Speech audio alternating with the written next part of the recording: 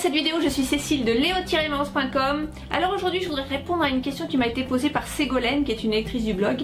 Ségolène qui me pose la question suivante. Mon fils a peur des esprits. Il est terrorisé à l'idée que l'on puisse faire des exercices d'appel des esprits dont ses copains lui ont parlé à l'école.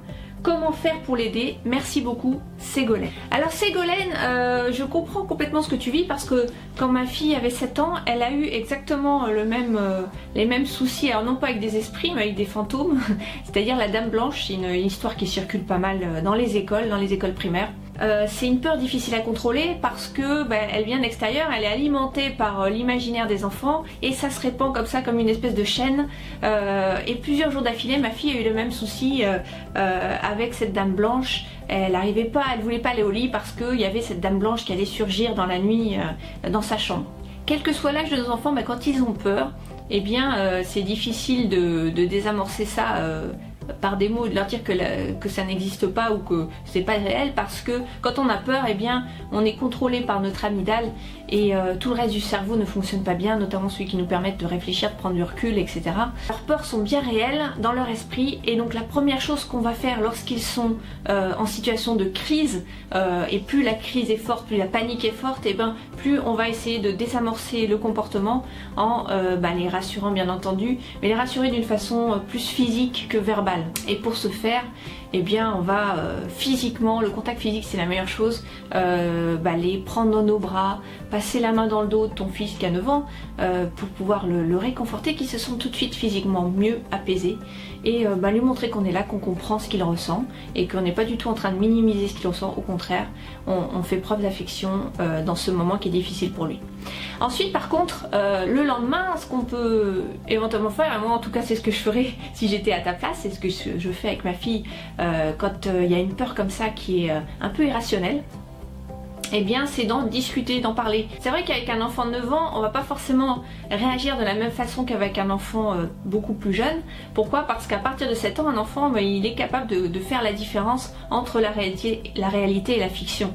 Donc la façon dont on va adresser le problème entre guillemets va être un peu différente selon l'âge de nos enfants.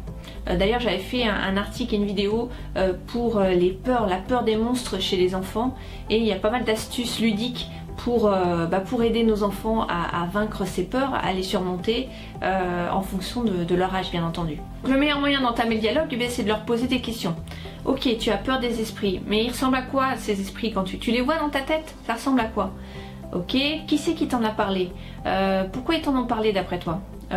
Est-ce que c'est dans ton imagination ou est-ce que tu l'as vraiment vu? Ok, tu l'as vu où? C'était sur le mur de ta chambre? D'accord, mais ça ressemblait à quoi? C'est avec quelle forme? C'est avec quelle couleur? Est-ce que tu l'as ressenti sa présence? Etc. Ok, tu as vraiment ressenti sa présence? D'accord. Ça t'a fait peur. Pourquoi ça t'a fait peur? Il avait un méchant? Est-ce que tu crois qu'il est vraiment méchant cet esprit? Pourquoi notre esprit serait méchant d'ailleurs? Et moi j'aime bien rebondir là-dessus. Alors je sais pas si vous avez un proche à vous qui est décédé dans votre vie. Moi je pense à mon père qui est décédé quand ma fille avait 3 ans. Et des fois j'aime bien me dire qu'il y a son esprit qui est toujours là. Et il y a son énergie qui est toujours là. Et c'est ce que j'aime bien partager avec ma fille. Donc par exemple, si elle me disait quelque chose sur les esprits, je dirais ok, mais on ne sait pas si cet esprit il existe déjà. Et s'il existe, peut-être que c'est un esprit gentil. Pourquoi ce serait un esprit méchant? Regarde papy, il est mort, peut-être que son esprit est toujours là. Et c'est génial s'il est encore là. Ça veut dire qu'il est encore avec nous. Voilà, on va tourner, on va changer dans l'esprit de notre enfant ce que ça veut dire réellement un esprit, si ça existe. Mais concrètement, s'il n'en a jamais vu, eh bien il peut y croire ou ne pas y croire, c'est à lui, c'est son choix. Mais à cet âge-là, il est capable d'entendre ça. Et ça, rien que ça va vraiment l'aider déjà à se sentir mieux et peut-être à avoir une autre vision de ce qui lui fait peur. Donc dans ce cas-là, c'est les esprits. Alors selon vos croyances, vous pouvez adapter votre discours, mais moi j'aime bien jouer franc jeu entre guillemets avec ma fille parce qu'elle est en âge de comprendre la différence entre la réalité et la fiction. Et si c'est quelque chose de complètement imaginaire dans son esprit, eh bien je vais lui dire que moi j'ai pas la même croyance. Par exemple la Dame Blanche, pour moi c'est un gâteau.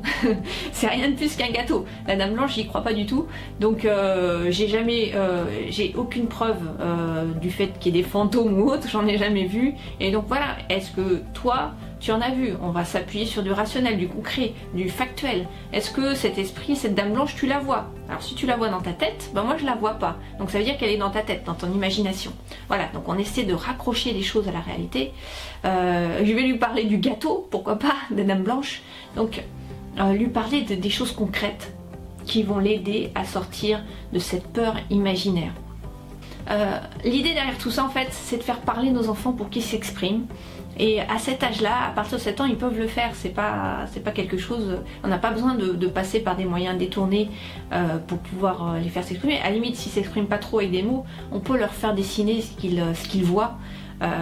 Et ça va commencer à leur permettre de s'exprimer. Alors voilà pour ces premières astuces. Alors c'est pas forcément des conseils très ludiques, mais pour le coup avec nos enfants de 9 ans, eh bien on peut aussi discuter et parler et les faire s'exprimer autrement. Et puis bien sûr, toujours en fond, en base, on continue à jouer avec nos enfants. À 9 ans c'est important, et justement on peut plus facilement avoir ce genre de conversation sur les esprits ou autre chose qui leur fait peur, parce que on a joué, parce que ils sentent qu'on est là pour eux, même dans les moments difficiles.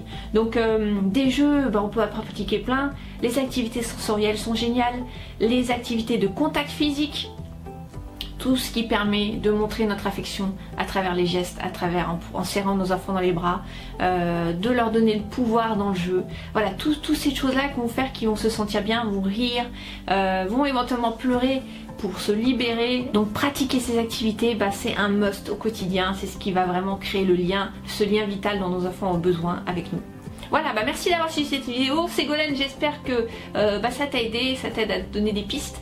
Laissez un commentaire sur le blog pour me donner vos retours d'expérience par rapport à ces peurs un peu irrationnelles. Et je vous dis à très bientôt sur leo-meros.com. Ciao.